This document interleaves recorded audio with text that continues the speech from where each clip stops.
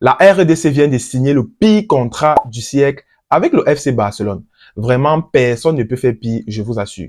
Donc, après avoir bradé leur sous-sol aux États-Unis pour la paix avec le Rwanda, la RDC vient comme ça de signer un partenariat ridicule avec le FC Barcelone.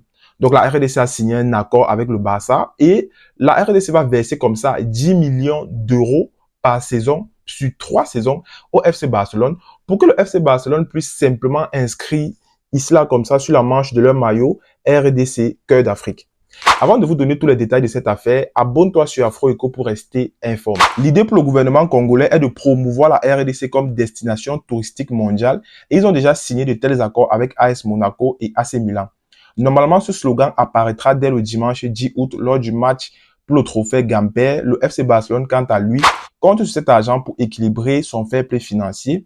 Et outre le sponsoring, le partenariat comprend également le soutien football chez les jeunes Congolais et les projets communautaires. Il y a tellement de choses à dire sur le sujet. Je ne vais pas revenir sur le fait que la RDC a plusieurs problèmes, notamment les soucis de sécurité dans le Nord Kivu, où on a des millions de Congolais qui sont déplacés et donc qui n'ont pas de maison, pas d'hôpitaux, pas d'école et même rien à manger. Mais je vais simplement m'attarder sur une seule chose, le PIB par habitant. La RDC a un PIB par habitant de 649 $ par an. Et ce qui fait de la RDC l'un des derniers pays en Afrique. Parce qu'en réalité, la RDC est classée 49e sur 54. Et donc, ça veut simplement dire que sur une année, en moyenne, un Congolais produit moins de 2 $. Pour être exact, un Congolais produit 1,74 $ par jour sur une année. Et donc, c'est assez dommage de voir comme ça le gouvernement congolais prendre 30 millions d'euros et donner au FC Barcelone.